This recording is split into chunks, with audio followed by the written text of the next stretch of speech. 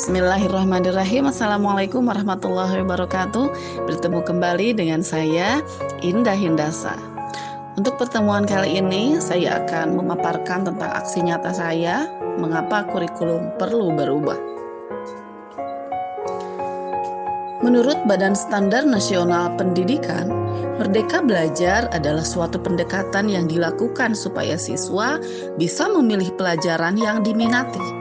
Hal ini dilakukan supaya siswa dapat mengoptimalkan bakatnya dan bisa memberikan sumbangan yang paling baik dalam berkarya bagi bangsa. Lalu apa arti kurikulum? Kurikulum merupakan pengalaman belajar murid. Kurikulum itu kompleks dan multidimensi. Kurikulum dapat dimaknai sebagai titik awal sampai titik akhir pengalaman belajar murid. Kurikulum juga diibaratkan jantungnya pendidikan. Jika jantungnya lemah, maka proses pelaksanaan pembelajaran tidak lancar dan bisa berakibat fatal. Lalu apa saja komponen yang harus ada dalam kurikulum? Yang pertama yaitu tujuan, yang kedua konten, yang ketiga metode, yang keempat evaluasi. Lalu mengapa kurikulum harus berubah? Kurikulum harus berubah agar sesuai dengan perkembangan zaman. Apalagi sekarang ini ilmu pengetahuan dan teknologi informasi telah berkembang pesat. Kita sebagai pendidik bertugas untuk menyiapkan peserta didik menghadapi zaman yang baru, yaitu zaman yang sama sekali berbeda dengan zaman yang dulu. Apa alasan kurikulum harus berubah? Yang pertama, alasannya yaitu agar relevan dengan perkembangan zaman. Yang kedua, agar dapat memenuhi kebutuhan siswa dalam belajar.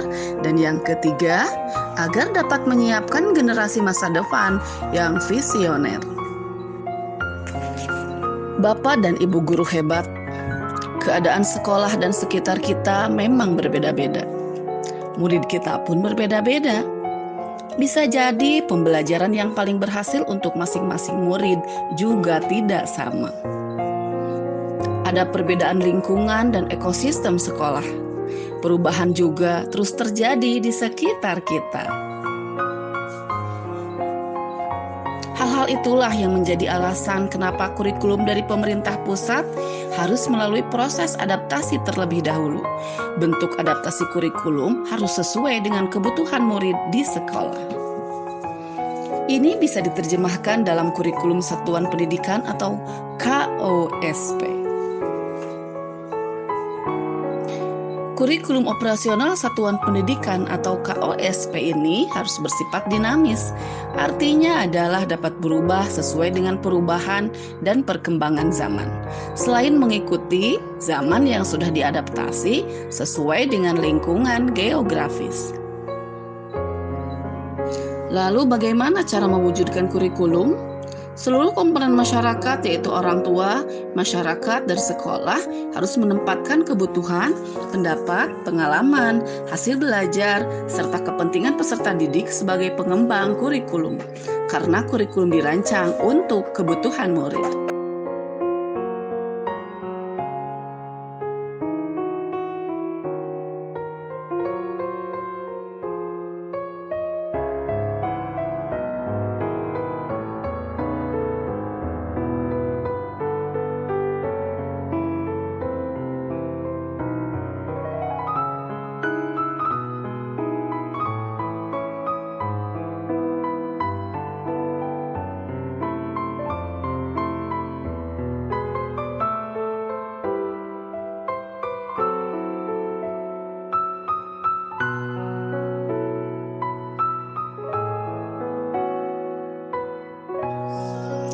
Ibu serta Bapak guru hebat, demikian aksi nyata dari saya.